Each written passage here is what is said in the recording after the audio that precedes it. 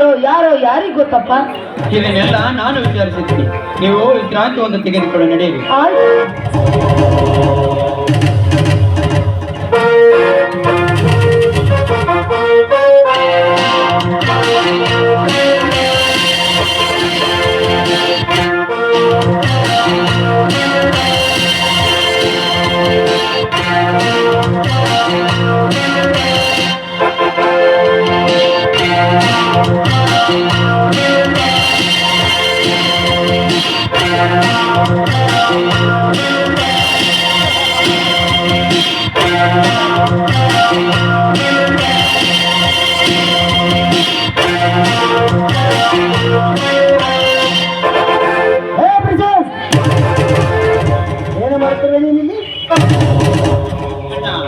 ಹತ್ತಿಗೆ ತಲೆ ಸುತ್ತು ಬಂದು ಬಿದ್ದಿದ್ದಳು, ಅದಕ್ಕೆ ವಿಚಾರಿಸಿದರೆ ಅಂತ ಬಂದೆ ಅಣ್ಣ.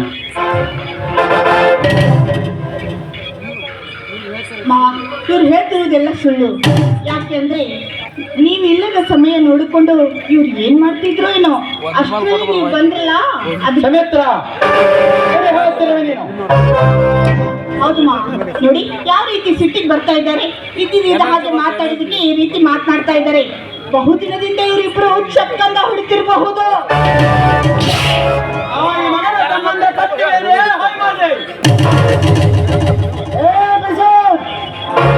ಮಗನಿಂದ ನಾಟಕವನ್ನ ಮಕ್ಕಳ ಹೆಂಡತಿಯನ್ನು ಇಟ್ಟುಕೊಂಡು ಇಲ್ಲದ ಸಮಯ ಸಾಧಿಸಿ ಅಣ್ಣನ ಹೆಂಡತಿ ಜೊತೆ ಮರಗಳ ಬಂದರೆ ಮಗನೇ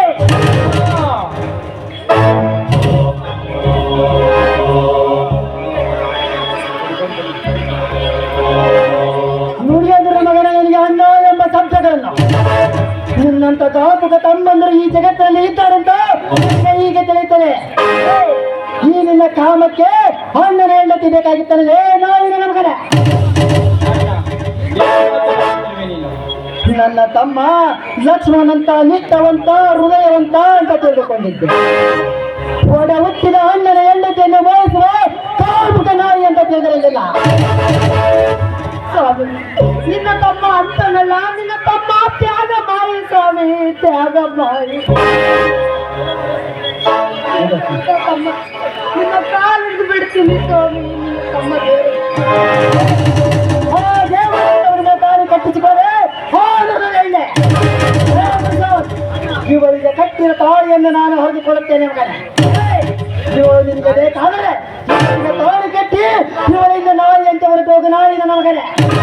ನೀನು ಮನುಷ್ಯನು ಅಥವಾ ರಾಕ್ಷಸನು, ಹೆಣ್ಣಿನ ಶಾಪ ತಪ್ಪದೆ ಬಿಡಲಾರದು ಪಾಪಿ. ಪ್ರತ್ಯಕ್ಷ ಕಂಡರ ಪ್ರಮಾಣಿಸಿ ನೋಡಬೇಕಲ್ಲವೇ?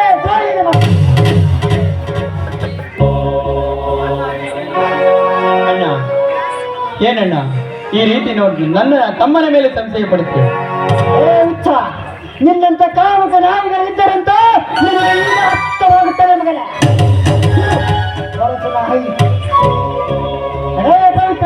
ಮರ್ಯಾದಿನ ತಾಯಿಯನ್ನು ಅರಿದುಕೊಳ್ಳದೆ ಅಥವಾ ನಾನೇ ಕತ್ತಿಕೊಳ್ಳದೆ.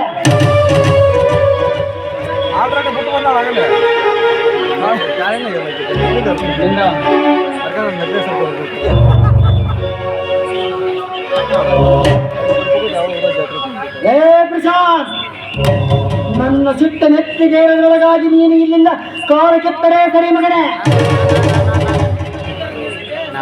ಇಲ್ಲದಿದ್ದರೆ ಈಗಿನ ದೇವರ ಸೋಬೇಕಾಗುತ್ತದೆ ಮಗನೇ.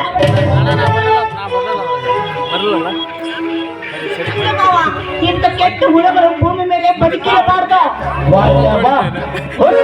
ಹೊಟ್ಟಬೇಕು ನಿನ್ನಂತ ಹೆಣ್ಣು, ಇನ್ನಂತ ಬಿಡೋಡಿಯನ್ನು ಒಂದಾಗಿರುವ ಮನೆತನಗಳು ಒಂದಾಗುತ್ತಾ ಇರುವುದು ಹಚ್ಚದ ಬಂಡ ಬನ್ನಿ. ಒಂದು ಕಾಲ ಬರುತ್ತೆ ನೆನಪಿಟ್ಟು. ಅದಕ್ಕೆ ಈ ಮನೆಯ ಋಣ ತೀರಿತು ಅಂತ ಕಾಣುತ್ತದೆ. ಅದಕ್ಕೆ ಆ ದೇವರು ಈ ರೀತಿ ನಾಟಕವನ್ನು ಆಡುತ್ತಿರುವನು. ಬಾರಮ್ಮ ಹೋಗನೆ ಈ ಮನೆಯ ಋಣ. ಎಲ್ಲಿಗಪ್ಪ ಹೋಗೋದು? ಆ ದೇವರು ಎಲ್ಲಿಗೆ ಕರೆದೊಯ್ತಾನೆ ಅಲ್ಲಿಗೆ ಅತ್ತಿಗೆ. ಅಣ್ಣ, ಆದರೆ ಒಂದು ಮಾತು ನೆನಪಿಟ್ಟಪ್ಪ, ಅವರು ನೋಕಿದ ನಿನ್ನ ಕೈಗಳಿಂದ ಈ ತೀರತೆ ಎಂಬ ಕೊರಳಿಗೆ ತಾರಿ ಕತ್ತರೆ ನನ್ನ ಹೆಸರು ಡಾಕ್ಟರ್ ಪ್ರಕಾಶನ ಅಲ್ಲ. ಬರಮವನು ದೈವ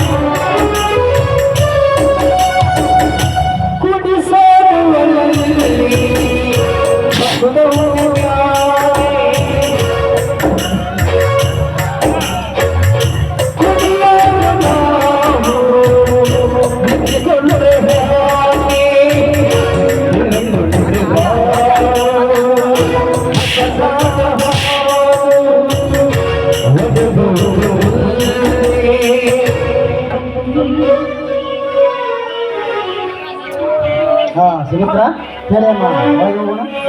ಬನ್ನಿ ಮಾವನವರೇ ಹೋಗೋಣ.